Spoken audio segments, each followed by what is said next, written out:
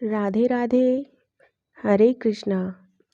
कार्तिक मास महात्म्य 14वां अध्याय।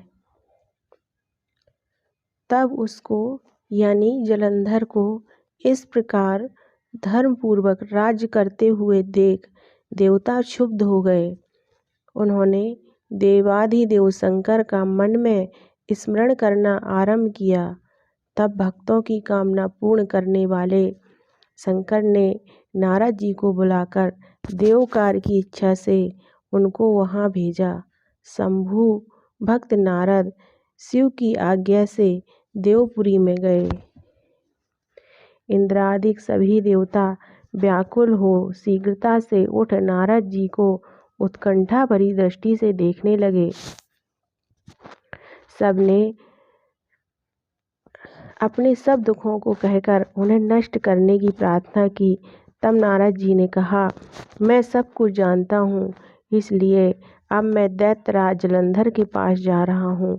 ऐसा कह नारद जी देवताओं को आश्वासित कर जलंधर की सभा में आए। जलंधर ने नारद जी के चरणों की पूजा कर हंसते हुए कहा, हे ब्राह्मण, कहिए आप कहाँ से आ रहे हैं, यहाँ कैसे आए हैं? मेरे योग्य जो सेवा हो उसकी आज्ञा दीजिए। नारद जी प्रसन्न होकर बोले, हे महाबुद्धिमान जलंधर, तुम धन्य हो।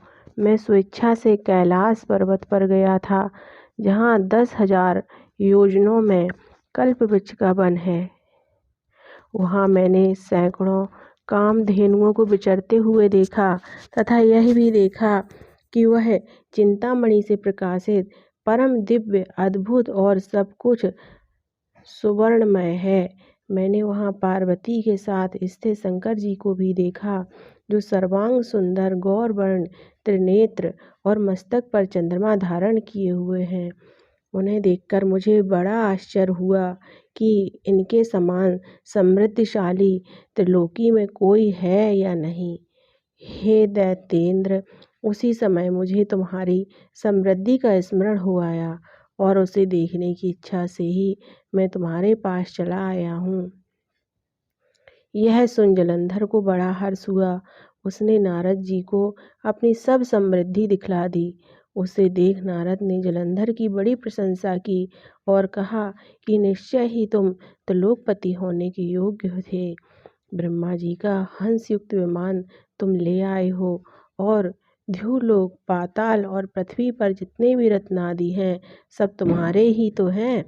ऐरावत, उच्चैश्वा, घोड़ा, कल्पवृक्ष और कुबेर की निधि भी तुम्हारे पास है। मणियों और रत्नों के ढेर भी तुम्हारे पास लगे हैं। इससे मैं बड़ा प्रसन्न हूँ, परंतु तुम्हारे पास कोई स्त्री रत्न नहीं है। उसके बिना तुम्हारा यह सब फीका है। तुम किसी स्त्री रत्न को ग्रहण करो। नारद जी के ऐसे वचन सुनकर दैत्यराज काम से व्याकुल हो गया। उसने नारद जी को प्रणाम कर पूछा कि ऐसी स्त्री कहाँ मिलेगी जो सब रत्नों में श्रेष्ठ हो। नारद जी ने कहा, ऐसा रत्न तो कैलाश पर्वत में योगी शंकर के ही पास है। उनकी सर्वांग सुंदरी पत्नी देवी पार्वती बहुत ही मनोहर है। उनके समान सुंदरी मैं किसी को नहीं देखता। उनके उस रत्न की उपमा तीनों लोकों में कहीं नहीं है। देवर्षि उस दैत्य से ऐसा कहकर देवकार करने की इच्छा से आकाश मार्ग से चले गए। हरे कृष्णा।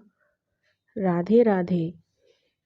कार्तिक मास महात्म्य 14वां अध्याय समाप्त हुआ।